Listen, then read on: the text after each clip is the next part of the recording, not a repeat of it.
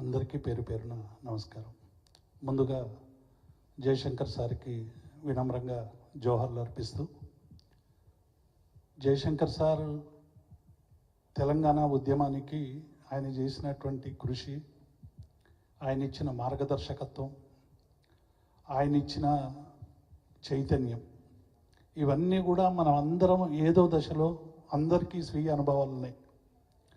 జయశంకర్ గారు మొట్టమొదట ఉపాధ్యాయునిగా చేరినప్పుడు ఆయన సమైక్య రాష్ట్రంగా ఉన్నప్పుడు ఉపాధ్యాయునిగా చేరాడు.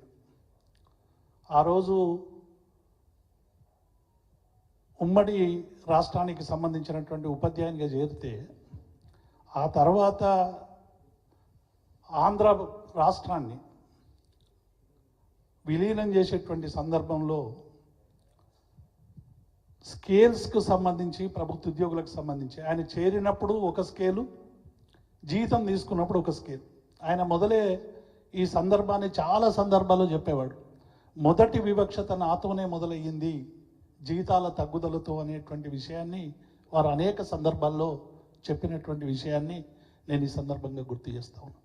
అట్లాగే వారు ఉపాధ్యాయునిగా, ఎస్టీయు నాయకునిగా తెలంగాణ ఉద్యమంలో ఉపాధ్యాయుల్ని, ఉద్యోగుల్ని కదిలించడంలో వారు ఇచ్చినటువంటి చైతన్యం, ఆ చైతన్యంతోనే మలిదశ ఉద్యమంలో సకల జనుల సమ్మె, పెన్ డౌన్ లాంటి ఒక మహోత్తరమైనటువంటి పోరాటాలని ఆనాడు ఉద్యోగ సంఘాలుగా, తెలంగాణలో ఉన్నటువంటి కేసీఆర్ గారి ఆనాడు చూపినటువంటి మార్గదర్శనంలో సబ్బండ వర్ణాలు తెలంగాణ రాష్ట్రం కోసం ఉద్యమిస్తున్నటువంటి సందర్భంలో 69లో తెలంగాణ ఉద్యమం, ఉపాధ్యాయులు, ఉద్యోగుల పార్టిసిపేట్ వలన ఆ రోజు జరిగినటువంటి నష్టం మళ్ళీ జరగకుండా ఉండాలంటే ఒక విశాలమైనటువంటి ప్రజా ఉద్యమం నిర్మించాలని వారు మాకు ఇచ్చినటువంటి గైడెన్స్, సకల జనుల సమ్మె అయినా, పెన్ డౌన్ అయినా, ప్రతి ఉద్యమం వెనక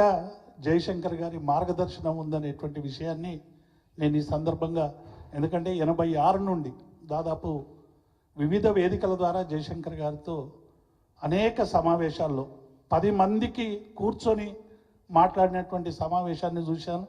అట్లాగే 30 లక్షల మందితో వరంగల్లో కేసీఆర్ గారి మార్గదర్శనంలో తెలంగాణ రాష్ట్ర సాధన కోసం నిర్వహించినటువంటి సభలో కూడా 10 మంది దగ్గర తన ఆలోచనని, తన అనుభవాల్ని, తన చైతన్యాన్ని ఎట్లా భావజాల వ్యాప్తి చేయాలో 10 మంది దగ్గర అట్లా పంచుకునేవాడు.